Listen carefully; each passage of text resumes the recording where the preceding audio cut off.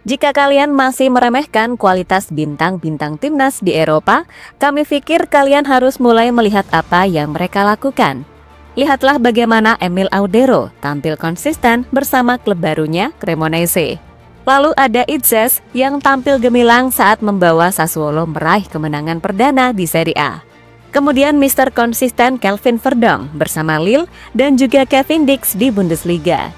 Melihat para pemain Indonesia yang makin bersinar jelang babak round 4, membuat Irak dan Arab Saudi mulai waspada. Karena biar bagaimanapun, di babak round 4 bukan sekedar pertandingan biasa. Ada harga diri yang siap dipertaruhkan untuk bisa amankan satu tiket ke Piala Dunia.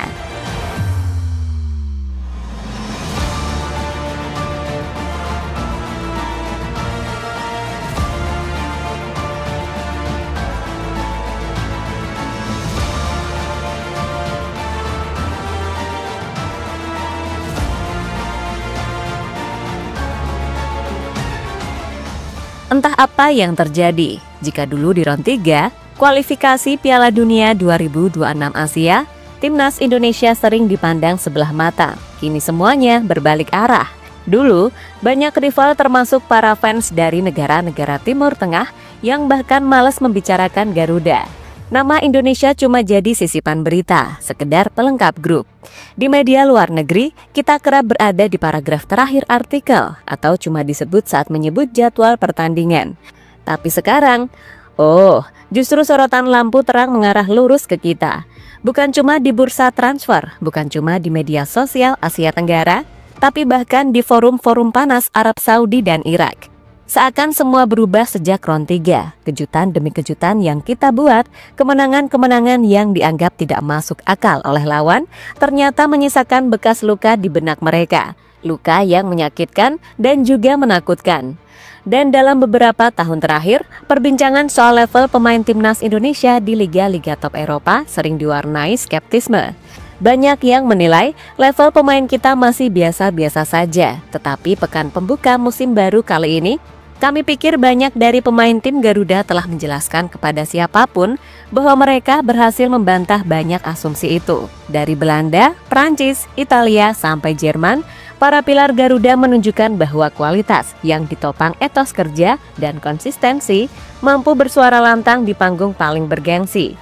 Dan itu dapat kita lihat dari apa yang ditunjukkan Kelvin Verdong saat mencuri perhatian di laga debutnya di Europa League bersama Lille. Emil Audero dan J. Itzes menjadi headline media-media di Italia, dan Kevin Dix yang resmi mengukir sejarah di Bundesliga. Ini bukan sekedar main di Eropa, ini tentang mempengaruhi hasil, memimpin standar, dan mencatatkan performa yang mengesankan.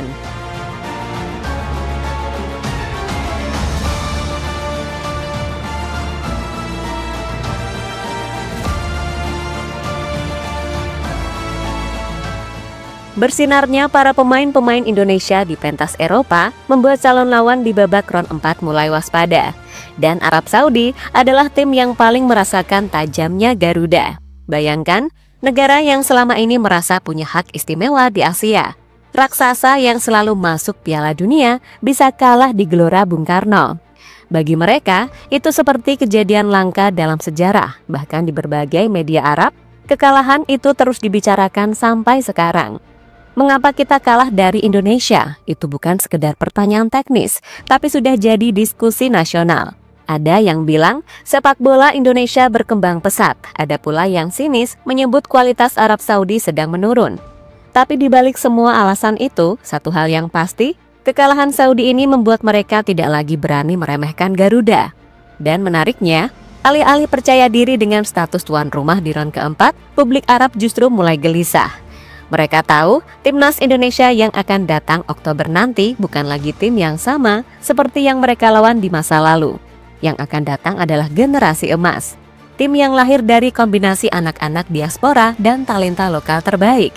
Tim yang sudah mencicipi kerasnya Liga Eropa, terbiasa bermain di bawah tekanan puluhan ribu penonton, dan punya mentalitas yang tidak mau kalah. وفيها السعودية، العراق، إندونيسيا. سنترك الحديث عن السعودي المحسن الحارثي. هنا في الاستوديو نتحدث عن العراق وإندونيسيا. العراق. Lebih dari itu, kalau Arab Saudi sibuk merenung soal kekalahan di GBK, Irak justru punya pandangan berbeda. Mereka tahu betul bahwa kemenangan mereka atas Indonesia di ronde 2 dulu tidak lagi relevan. Bagi Irak, tim yang mereka hadapi saat itu hanyalah bayangan dari Indonesia yang sebenarnya. Tim yang masih mencari chemistry, masih beradaptasi dengan gaya permainan pelatih. Tapi di ronde keempat ini, mereka sadar akan berhadapan dengan tim yang jauh berbeda, lebih matang, lebih berbahaya, dan punya taktik yang sulit ditebak. Pengamat Irak bahkan mengatakan Indonesia adalah lawan yang belum bisa dipetakan sepenuhnya.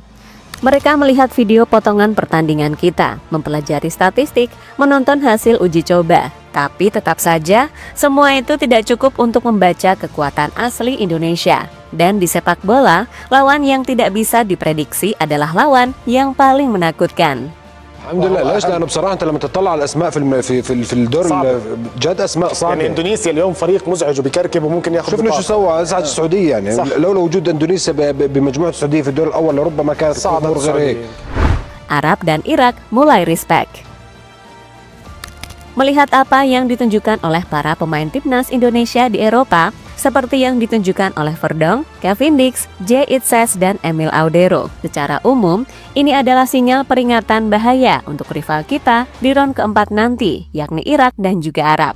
Sederhananya, kehadiran pemain inti timnas yang aktif dan menonjol di Eropa seperti Cavendish, Verdonk, Itzes, hingga Emil Audero telah membawa lonjakan kualitas taktis dan mental. Jika dikombinasikan dengan situasi transisi di Irak serta rekalibrasi Arab Saudi di bawah Renard, Indonesia bukan lagi underdog pasif.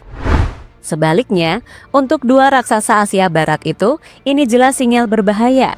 Pertandingan grup B yang dimulai pada tanggal 8 dan 11 Oktober 2025 berpotensi berjalan lebih seimbang, bahkan bisa diputuskan oleh detail kecil seperti set piece dan transisi senyap. Artinya, dengan pemain-pemain timnas yang secara kualitas individu nggak kalah, kita bisa optimis jika Indonesia bisa memberikan kejutan di ronde keempat nanti. Arab dan Irak kini pelan-pelan mulai respect dengan kekuatan Indonesia yang baru. Meskipun mereka tahu kalau Indonesia punya ranking paling bawah, tapi jika melihat kedalaman skuadnya, saat ini mereka jauh lebih mengerikan.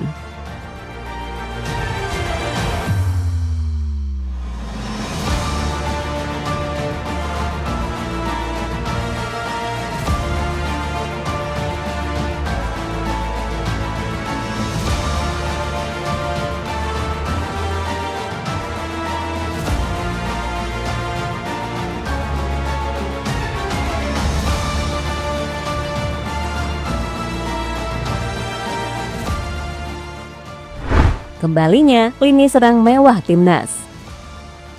Selain nama-nama yang telah kita sebutkan tadi, bintang-bintang timnas Indonesia lainnya juga terus berkembang.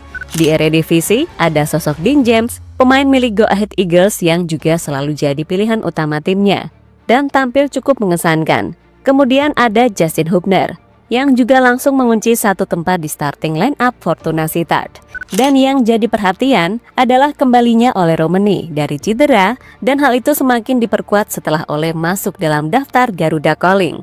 Selain Ole, timnas Indonesia sebelumnya juga mendapatkan amunisi baru seperti Miliano Jonathans dan juga Mauro Zylstra. Jika ketiganya ready di ronde 4, Mimin yakin bakal jadi daya dobrak baru bagi lini serang Indonesia. Maka tak heran kalau Irak dan Iran kini mulai waspada dengan kejutan-kejutan yang akan diberikan oleh Indonesia.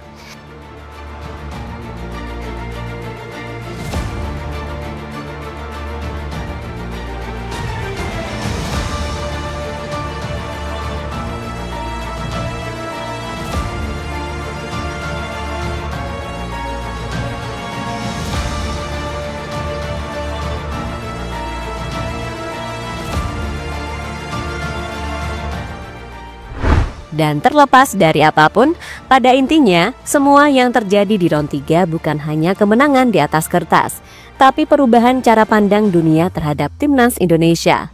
Dulu kita hanya pelengkap grup, sekarang kita jadi pusat perhatian. Dulu lawan memandang kita rendah, sekarang mereka menghitung setiap detail pergerakan kita. Arab Saudi dan Irak sudah paham bahwa Garuda yang akan mereka hadapi bukan sekedar tim penuh semangat, tapi pasukan yang punya kualitas, taktik, dan mental juara.